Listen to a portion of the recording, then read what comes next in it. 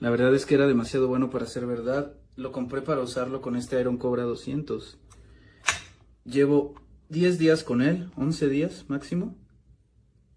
Y se rompe de aquí, no aguanta la tensión.